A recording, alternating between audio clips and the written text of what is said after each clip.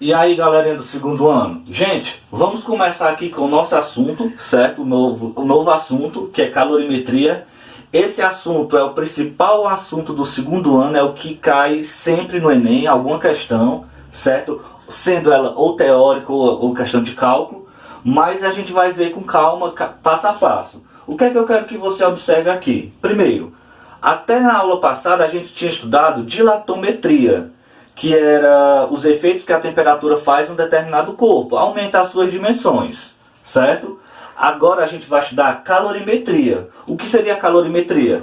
A calorimetria seria um ramo da física que estuda a medição da energia trocada entre corpos. Que tipo de energia é essa? A energia que a gente está trabalhando vai ser quem agora? O calor. O que seria calor? Calor seria uma energia térmica em trânsito que troca de um corpo para o outro quando existe diferença de temperatura. Eu coloquei esse exemplo aqui para vocês para mostrar basicamente o significado de calor. Você percebe, que eu tenho dois corpos, o corpo A e o corpo B. O corpo A ele está com uma temperatura de 60 graus Celsius e o corpo B a uma temperatura de 10 graus Celsius. Você percebe que a temperatura do A é maior do que a temperatura do B. Beleza. O que é que a gente pode analisar basicamente aqui? Que a agitação térmica das partículas, do corpo A é maior do que a do corpo B, porque a temperatura é maior, certo? Então o que é que eu quero que você observe? Para um corpo entrar em equilíbrio, é necessário que eles tenham inicialmente uma diferença de temperatura e que eu coloque os dois em contato. Colocando em contato o A com o B, você percebe que o A ele vai transferir calor para o B, até que os dois fiquem em equilíbrio térmico, ou seja, a mesma temperatura.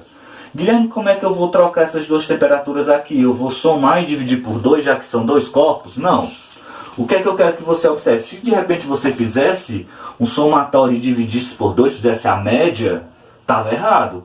Porque você não sabe o tipo de material que é feito, você não tem a massa de cada objeto, então isso aí já é outro cálculo, certo? Como eu havia dito para vocês, o calor que a gente vai estar calculando aqui, a quantidade de calor recebida ou cedida, vai ser representado pela letra Q, Q maiúsculo.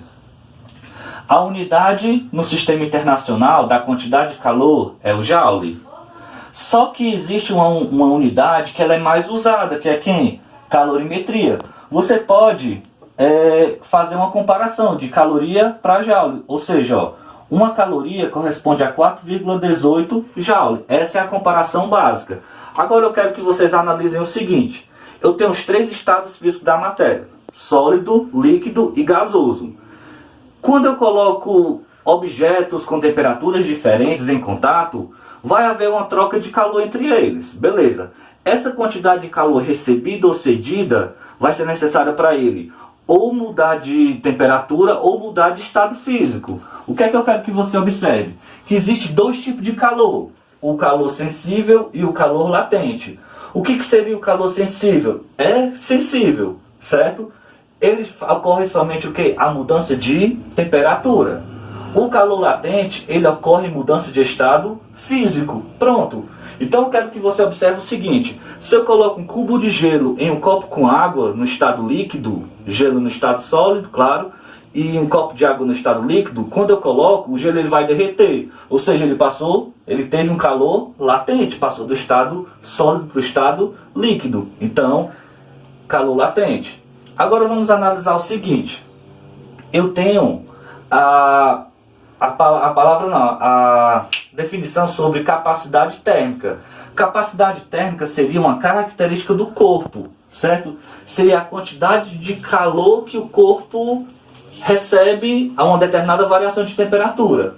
Eu posso calcular por 2 equações. O Czão, que é a capacidade térmica, quantidade de calor por variação de temperatura, ou massa vezes o calor específico. Essas são as 2 equações da capacidade térmica. O que é que eu quero que você observe aqui? Que eu tenho que olhar aqui para a capacidade térmica como se fosse o material todo, certo? Não é só uma parte pequena do material. Agora, em relação ao calor específico, o que é o calor específico? Por esse nome aqui você já define que é uma coisa específica, é uma coisa pequena, certo? Então é uma característica do material de que ele é feito, que a gente vai resolver já já. Eu vou explicar para vocês como é que funciona, qual é a definição, na verdade, do calor específico, tá bom? Continuando o assunto, galera, ó, o que é que eu quero que você observe aqui? Primeiro, eu tinha falado para vocês da equação que eu calculo a capacidade térmica, tá bom? Que é a quantidade de calor pela variação de temperatura ou a massa do material vezes o calor específico, tá bom? Vou fazer o seguinte, eu vou igualar essas duas equações aqui, ó. Igualando as duas equações, eu vou ter a primeira equação, que é essa aqui, ó. Igualei as capacidades térmicas, tá bom? Fiz desse jeito aqui.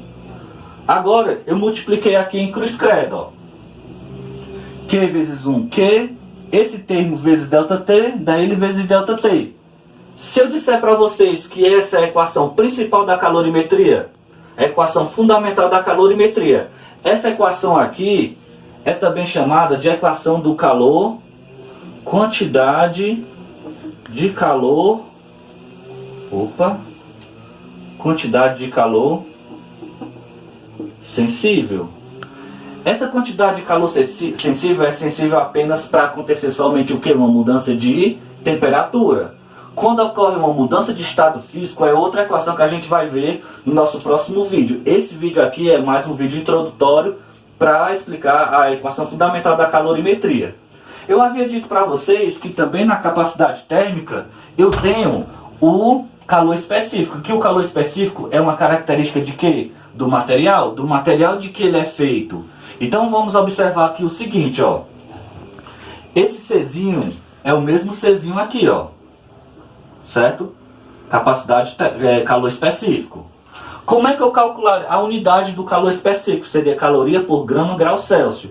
Ou seja, para que um material, uma grama do material aumente 1 grau Celsius, ele vai precisar de uma caloria, no caso. Tantas calorias. Agora vamos observar o seguinte. Eu estava analisando em relação ao corpo todo. E aqui é específico de 1 grama do material. Então esse é uma definição básica do calor sensível. Vou só colocar aqui um exemplo para vocês, para a gente resolver junto, tá bom? Gente, olha, eu fiz um exemplo básico para falar em relação à quantidade de calor sensível. O que é que eu quero que você observe aqui, ó? Eu tenho 200 gramas de água. Essas 200 gramas de água estão a uma temperatura inicial de 20 graus Celsius. Beleza. 20 graus Celsius, então eu imagino que ele esteja no estado líquido. Pronto. Essa mesma quantidade de água, ela subiu até foi elevada a temperatura dela até 40 graus Celsius. Ou seja, ela ainda continuou no estado líquido. Só que o calor específico da água no estado líquido é de 1 caloria por grau Celsius. Eu quero saber qual foi a quantidade de calor necessária para que ela tenha variado a temperatura. Agora você observa o seguinte, ó. Estava 20, subiu para 40. Ela ainda continuou no estado líquido, não mudou de estado físico. Certo? Ou seja, não aconteceu calor latente, aconteceu calor sensível. Ela recebeu uma determinada quantidade de calor sensível. Agora vamos observar aqui o seguinte. Vou pegar essa equação, ó, colocar aqui Q igual a M vezes C vezes ΔT, que é igual. Qual foi a quantidade de massa da água? 200 gramas. Coloquei aqui, ó. 200 gramas de água. Calor específico da água no estado líquido, 1. A variação de temperatura. Quando eu digo que houve uma variação de temperatura, houve uma determinada quantidade de calor sensível.